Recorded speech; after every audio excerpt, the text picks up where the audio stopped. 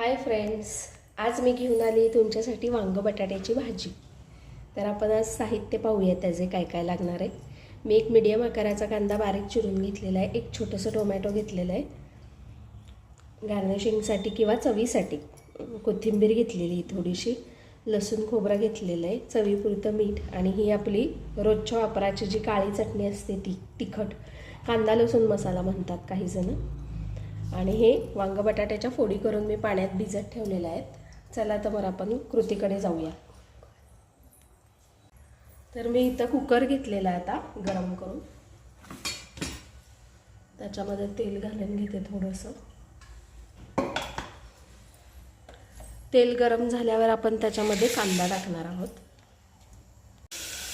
कांदा छान परतून घ्यायचा आहे गोल्डन ब्राऊन होईपर्यंत.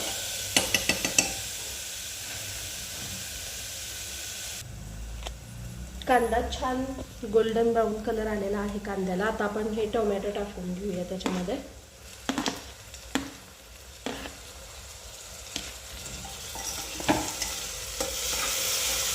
टोमॅटो छान भाजत आल्यानंतर आपण त्याच्यामध्ये काळी चटणी टाकणार आहोत. आपलं रोजच्या वापरातलं जे तिखट असेल ते आणि लसूण खोबरं.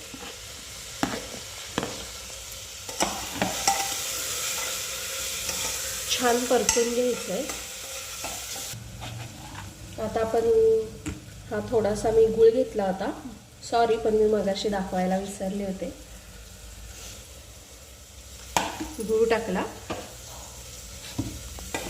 गुळामुळे टोमॅटोचा जो आंबटपणा असतो तो कमी होतो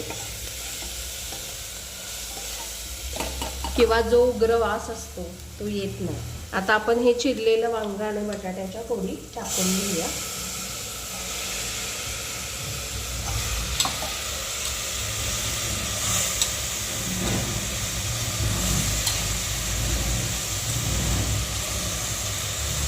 चवीपुरतं मीठ टाकते. मी ही भाजी 5 ते 6 जणांसाठी केलेली आहे. कोथिंबीर टाकून घेते.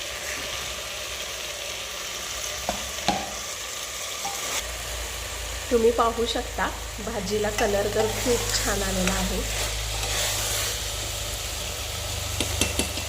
आता ह्याच्यामध्ये आपल्याला जसं पाणी हवं असेल तसं आपण टाकून घेऊया.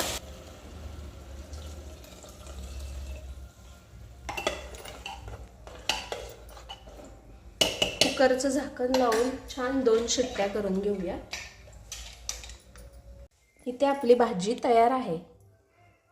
किती छान कलर आलेला आहे. अशाच चमचमीत आणि झणझणीत रेसिपी पाहण्यासाठी मानसीज किचनला सबस्क्राईब करा आणि लाईक करायला विसरू नका.